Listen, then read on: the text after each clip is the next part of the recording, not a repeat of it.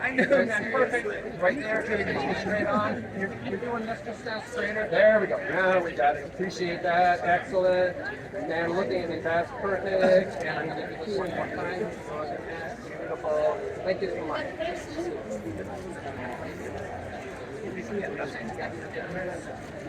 Smile. Get in there. One more. I think I know that guy. I know him. Hey, how are you? Your word's good. Slightly this way. I don't even know that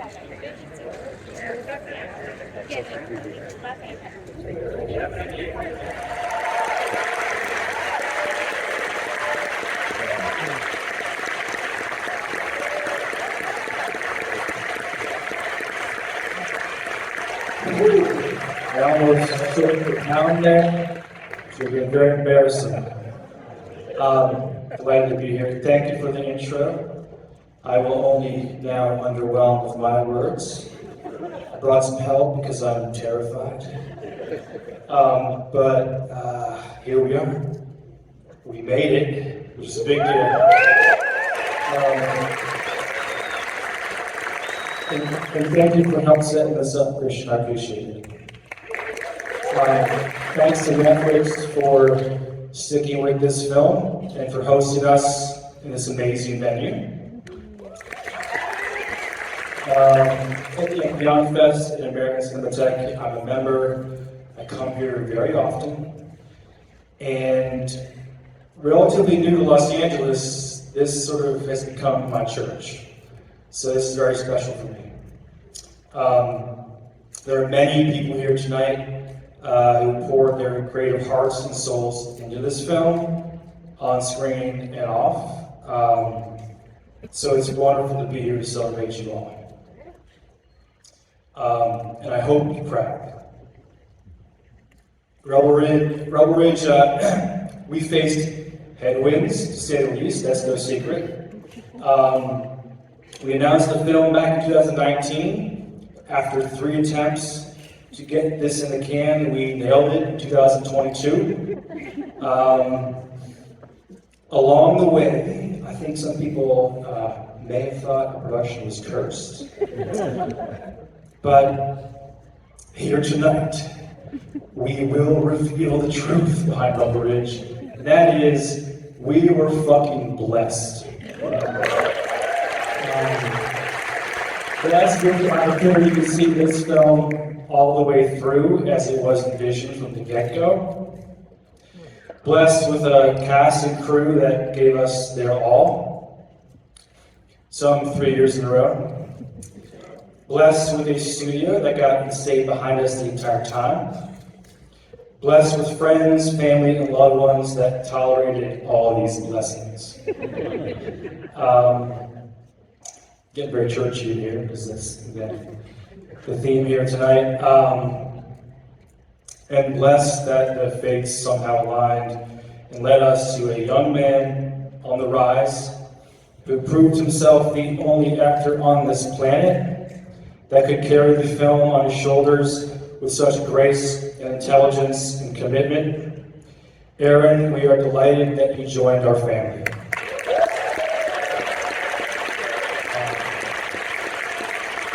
My favorite is here tonight, so no matter what your take is on the film, pretend you like it at least until you're out of earshot. Mom, Ame, Ella, Noe, and Ren, little girls there, love you guys. Daddy didn't make a gut-wrenching, nihilistic slaughter fest just so you could be here tonight. Don't worry, Beyond Fest crew is still a solid art, so we're good in that regard. I want to thank Beyond Fest, Jeremy, you cannot cry. My dear wife, Sky. To be the honest of Aaron Pierre on Underground Railroad was one of a zillion things that you did to get us here. Thank you for your guidance, your endurance, and your sacrifice. After tonight, in your honor, I'm hoping to make a huge garbage film that will set us up for life. Unless the Beyond Fest crew wants me to make another nihilistic slaughter fest. We'll see. Okay, so headwinds create lift. And I am riding really fucking high right now. So thank you all for being here.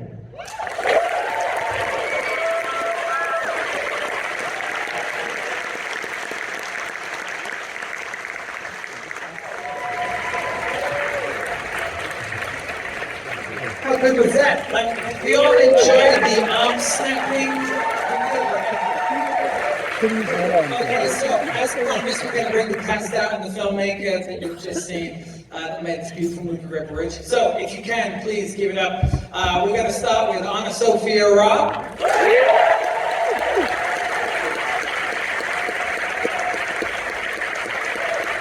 AnnaSophia Robb, ladies and gentlemen.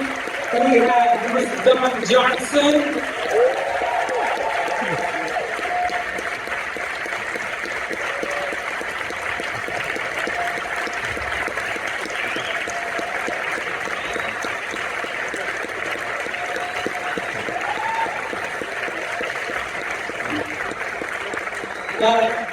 We have Aaron Pierre.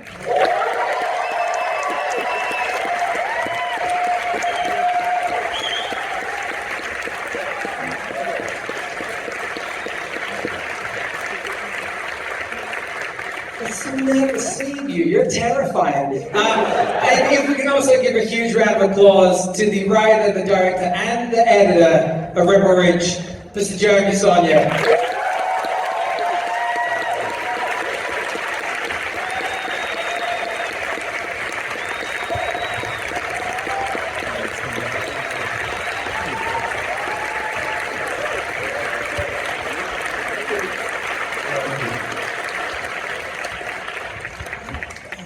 Look at this. What a journey. This has been years in the making, and here you all are actually seeing this film played on a gigantic screen. How does it feel? Feels pretty great. I don't usually watch my films. I just hover in the lobby and listen and lurk. So this is actually the first time I've seen one of my films since I finished the sound mix.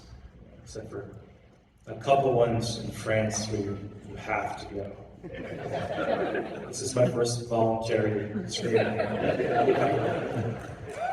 Thank you for sharing with all of us. I'm very proud of this amazing ensemble. Yeah, it's beautiful. Where did this journey start? Like, let's go back to the early days and the inspiration behind this. What was the writing process like? And did you start with a broader concept, or did you start with Aaron's character of Terry? Which came first? It's very hard to trace exactly, but the inciting incident is the asset forfeiture. It was just pissed everybody off. I thought it was a great thing to use for a flick. And Terry Richmond certainly just popped into my head. Very visual, a guy on a bike, Iron Maiden, done. Tons of research went into it, but I let that sort of guide me. It was my first time ever trying my hand at a competent protagonist, so that was huge for me. Very hard to write smart people. And then you turned the script in.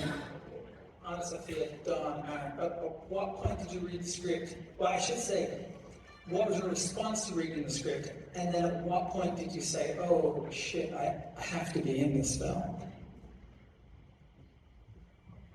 Well, it started chronologically, so AnnaSophia. Yeah, I remember the first time I actually read the audition sides first, and by page 1 I was like, this is so fun. I can't wait to I wanted to just read it out loud. I wanted to hear the words and I wanted to perform them, and then jumped right to the script.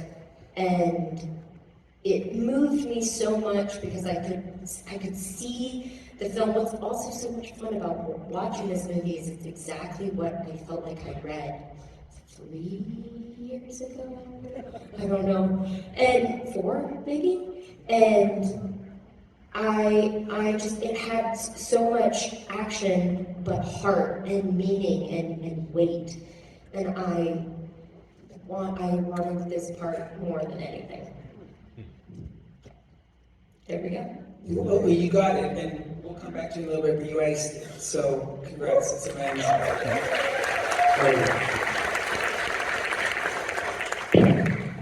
Don? Yeah, tell us about your journey. Jeremy made me do this. He did.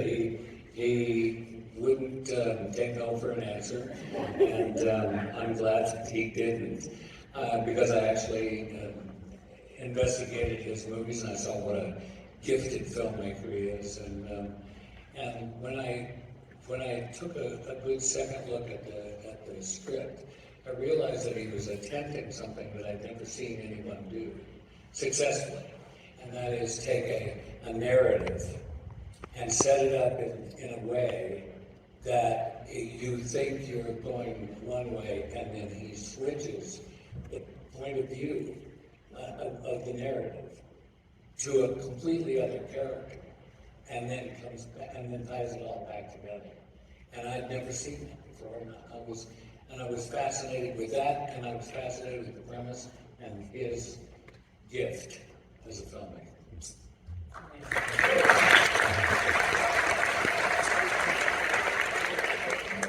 Aaron, how about you? Yeah, so thank you for being here.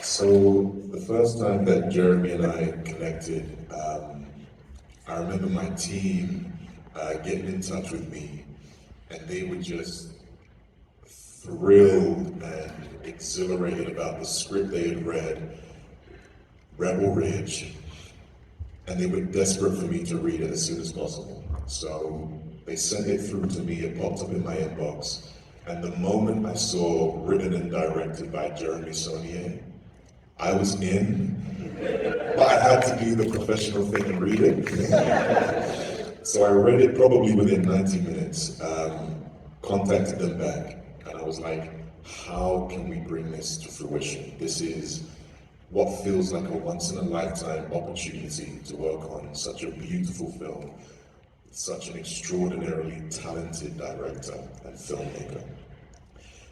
We got on the Zoom, and the rest is kind of history. Pretty soon after, we got off the Zoom, we were like... No, it was actually 90 seconds in. we were like, we've got to make this happen. We got to get to the people on the 3rd floor and get them to approve it. And at that point, Aaron, did you know that you'd be facing off against the Don Johnson? I think that was sort of withheld from me intentionally, because I think that would have made me tremendously nervous. But once I found it out, it was such a wonderful feeling. Don and I say a lot that Jeremy protects the moment between action and cut with his life. And what that allows for is for, Don and AnnaSophia and Big David and all of us we can be friends and develop working relationships outside of the context of our characters. So, Don was tremendously generous to me, not only as an artist, but, as a man with far more life experience than me. And we would laugh, we would joke, he would impart advice, philosophy, and then the moment... Want it or not. And then the moment we got onto set, we went from being friends and chummy to, we have an issue now. And that's testament to Jeremy. So that was going to be one of the questions I was going to ask, in particular for you two. because you're dynamic, and the way you face off against each other is really pretty fierce. So, Jeremy, as a director, did you keep these two apart until it was time to head into action? Like, I just got out of the way. But seriously, the technique, I've done a scene in Hold the Dark with just two dudes talking, and it was electric, and I loved it, and I wanted to try and recreate that. I think we beat it. What I did was I just chose a single lens for each of them, and yeah, got out of the way as a filmmaker. I didn't do any coverage other than one on Don, one on Aaron here.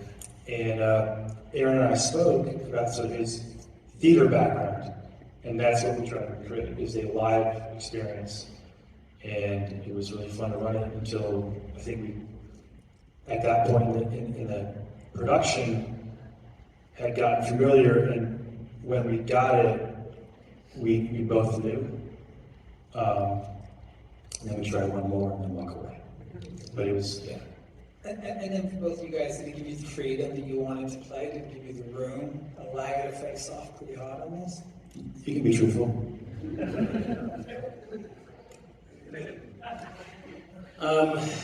The material is our master, all of us. And so, and we talked about this. I shared some of my thoughts and my experience about filmmaking and how the film, the material starts to speak to you, and the film, if you're quiet enough, will tell you what it wants and where it's going. And that's kind of what I interpreted. Aaron and I talked about it. Jeremy encouraged it, and I find the power in working from a place like that to be more effective than a lot of spin. I don't know if that makes any sense, but that's just the way I feel. Yeah. And so all of your characters, when you could have different and dynamic, but also like your backgrounds as well. So Aaron, you graduated, he's graduated is the term, right? You came from one of the most prestigious drama schools in the UK. And then here you are in this intensely visceral world and a visceral character. What was it like being transformed into, I guess, what could be described as ultimately like a human weapon? You're almost like a Terminator in there. Like, you're just like robotic and destructive, and you just don't stop. I mean, I think the first thing I want to say is to anyone that's listening that is, considering pursuing this, yes, I did, train, but there is no one way into this. That was just the way that I opted to go about it, because I'm a nerd, and I wanted to, for 4 years just study, Chekhov and Steinbeck and Shakespeare and not get laughed at. You know what I mean? So that was like my safe place. But yeah, it was really wonderful to go on that journey to realize the final version of Terry Richmond. And I keep saying that this is a team triumph. Yes, of course, I did my research and I did my homework and I showed up every day. But this is as much a moment for me as it is for Jeremy, as it is for Don, as it is for AnnaSophia, as it is for all of us. Terry Richmond wouldn't have been realized on the level that he was without me being loved on and guided and supported by every single member of the cast, crew, production, studio. Everyone created that. I couldn't have done it on my own, so I'm deeply grateful to everyone.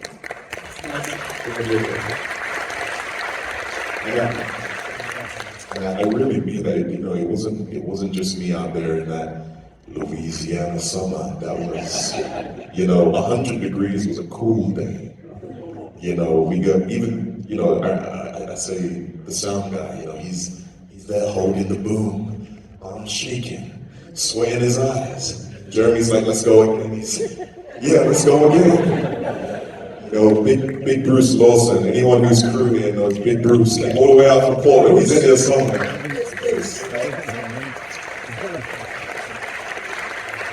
He's rocking this enormous crane during these action scenes.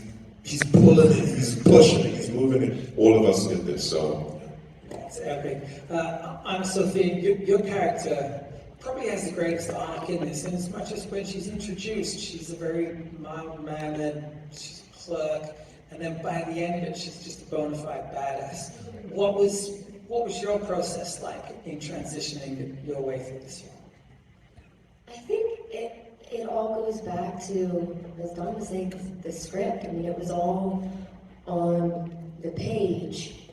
And what was so much fun about this character is that we get to see every turn of the dial and I think Summer really represents all of us. I mean, I wasn't thinking about that when I was playing the character, but like, you're just trying to get through your life and, you know, take care of yourself and your family, and then you come upon something that doesn't seem right, it seems off. And what do? Are you gonna protect yourself? Are you gonna try to help somebody? Are you gonna try to right that wrong? And Summer tries to help. And she also, and she continues to, and she wants that fine. And I think that thought process of going through each scene and sort of thinking of how does she make those decisions and what are the stakes for her, that was a real joy of trying to walk into a scene thinking, you know, in the restaurant, we gotta leave, and then leaving completely changed. But the scene allows for that change, that dialogue, and Aaron's performance, and Jeremy's sort of, each line of dialogue is raising the stakes. You're having to think as you're saying the lines, and so that mapped my journey. And then Jeremy, for you, Don said that you were persistent and you wouldn't let him go. Did you write the character of the chief with Don in mind, or was it when you finished? No, because you get burned that way. Okay. You pun intended. I'm an indie filmmaker, and I'm sort of a scrub. No, I'm getting there. But when you write an original screenplay and you're sort of a bottom feeder, you don't fucking do that. I trained myself to be like, this is a fictional person, this is a fictional person.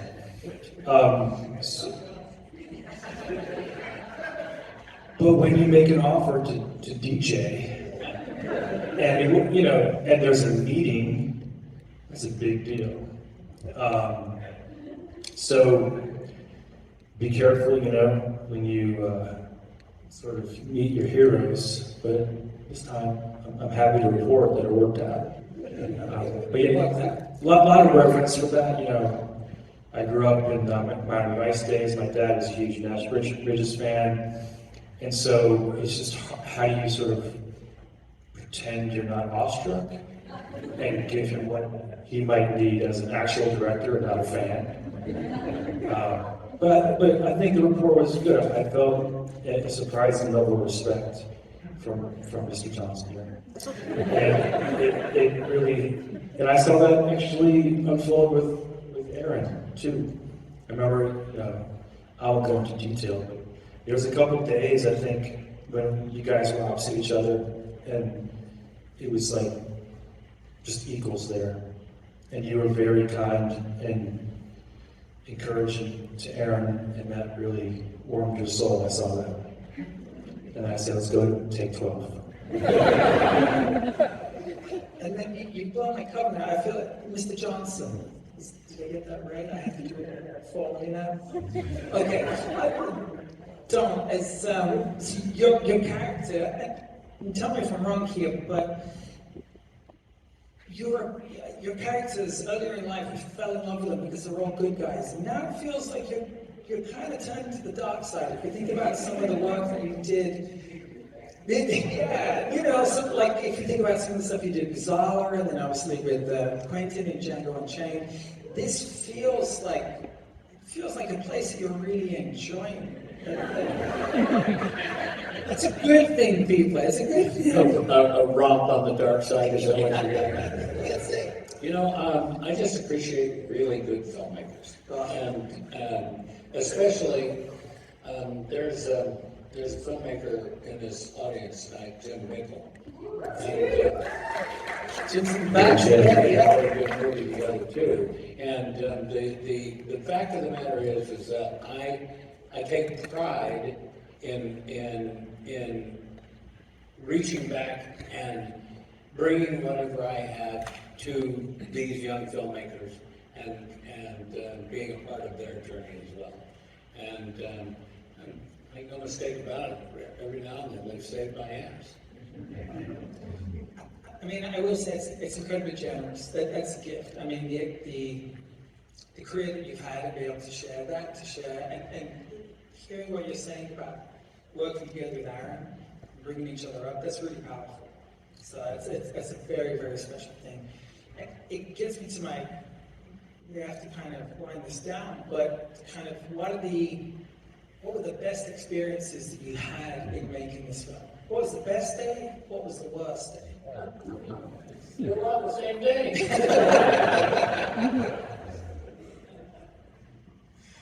AnnaSophia, you want to take us down? Oh, okay.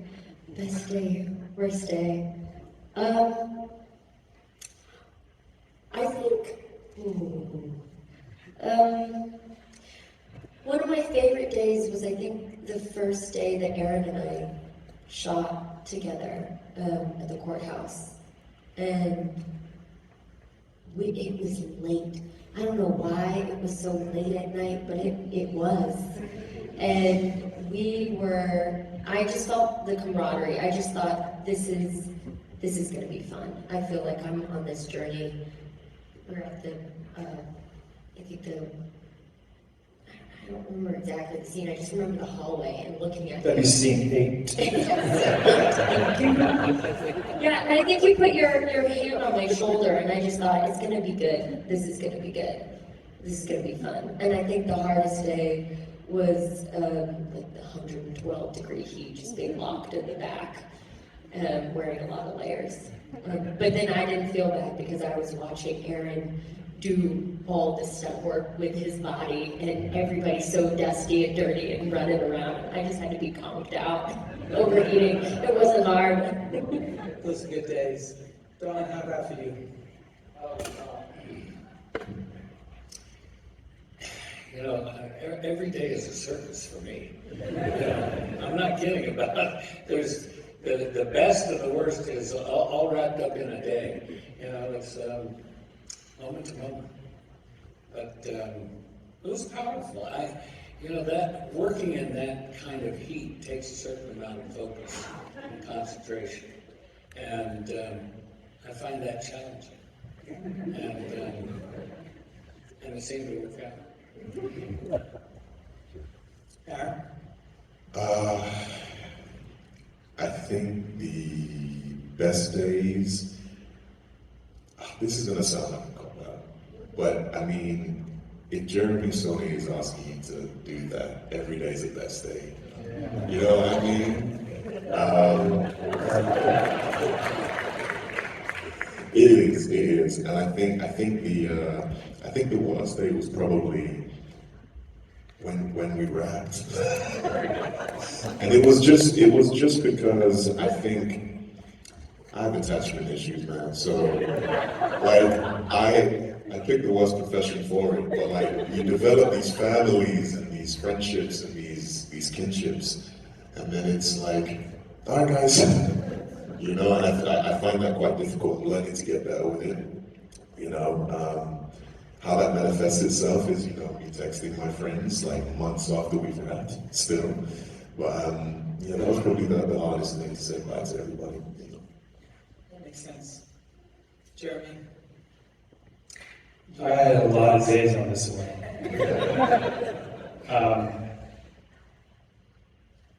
I think Season 3 of Rebel Ridge. We finally hit our stride.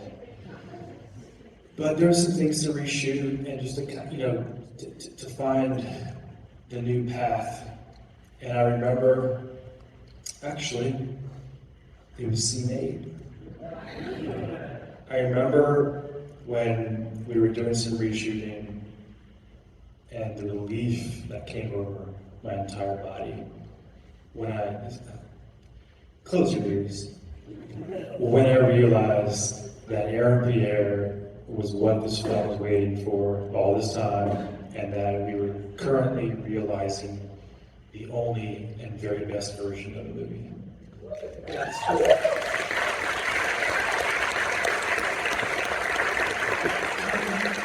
I've watched the film a couple times now. I think it's fair to say it's impossible imagining anyone else playing the character of Terry.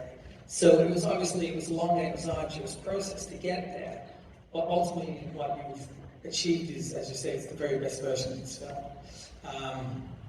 Before we break and we disappear into the night, and you're all going to disperse again. I'm sorry to do this to you, Aaron. What do you want to leave the audience with, and what do you want to leave us all with tonight watching this film? I've been asked that before, and I have this bullshit answer I'll give you Then to. don't give us that one.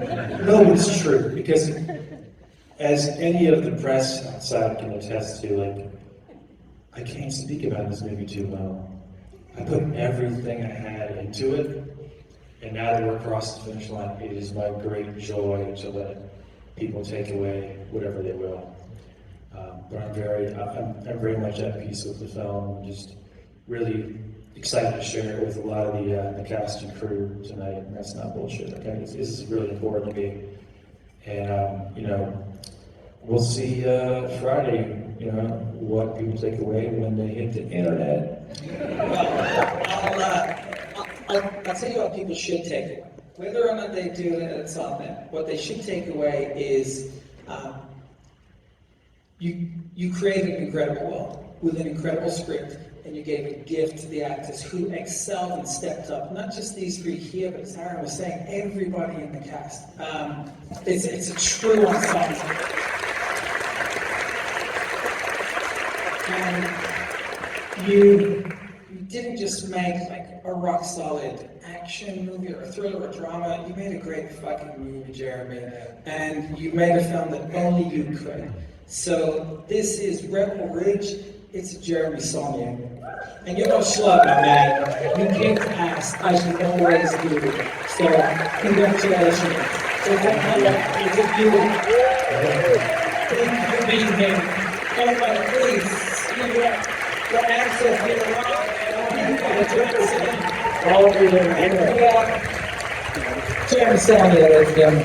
Thank you all for having me.